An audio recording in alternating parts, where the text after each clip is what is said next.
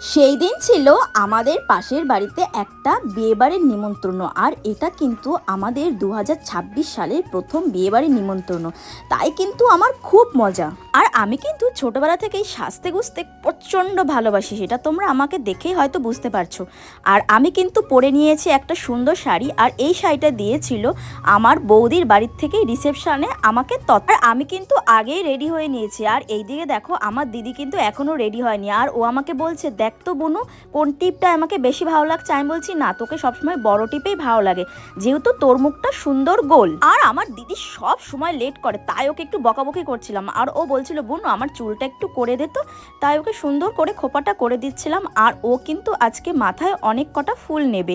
আর দেখো এখানে ও কিনে নিয়ে এসে সুন্দর ওর পছন্দের কালারের একটা ইয়েলো গোলাপ ফুল আর একটা পিঙ্ক গোলাপ ফুল। দেখো ওকে আমি কিন্তু মাথায় ফুলটা গুজেও দিয়েছি, আর ওকে কিন্তু কত সুন্দর লাগছে। এই দেখো আমরা কিন্তু দুই বোন মিলে রেডি হয়ে নিয়েছি। আর আমাদের দুই বোনকে কেমন লাগছে সাজুগুজু করে তোমরা কিন্তু অবশ্যই কমেন্ট করে জানিও। আর এখানে দেখো একটা বড় ঝামেলায় পড়ে গেছি।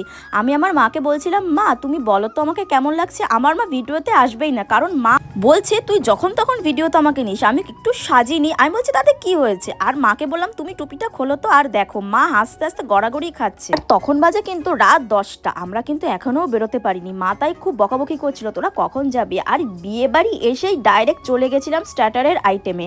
আর গিয়েই দেখি গরম গরম কাবাব করছে। দেখে তো আমি আর লোভ সামলাইতেই পারলাম না, নিয়ে নিলাম দুটো বড় বড় সাইজের কাবাব। আর কাবাবটা খেতে কিন্তু খুব দারুণ ছিল। আর অনেকদিন পর কোনো বিয়ে বাড়িতে দেখলাম এসে যে কাবাব দিচ্ছে, সত্যি খুব টেস্টি ছিল। তারপরে খেয়ে নিয়েছিলাম ফিশ বল, ফিশ বলটাও মোটামুটি ভালো ছিল। তারপর কি বিয়ে বাড়িতে যার জন্য আসা চলে গেছিলাম একদম খাবারের জায়গায়, আর বসে পড়েছি। আর বিয়ে বাড়িতে অনেকদিন পর দেখলাম এরকম শাল পাতায় খেতে দিতে। আর প্রথমে চলে আসলো দেখো চিকেন শাটে। চিকেন শাটেটা কিন্তু আমি লেবু দেওয়ার সস দিয়ে সেই খেলাম, সত্যি খুব ভালো ছিল। তারপর চলে আসলো বিয়ে বাড়িতে যেটা লোভে আমি সবসময় যাই, আমার প্রিয় মাছের মাথা দিয়ে মুগ ডাল, আর তার সাথে লেবু আর ঝুড়ি ঝুড়ি আলু ভাজা।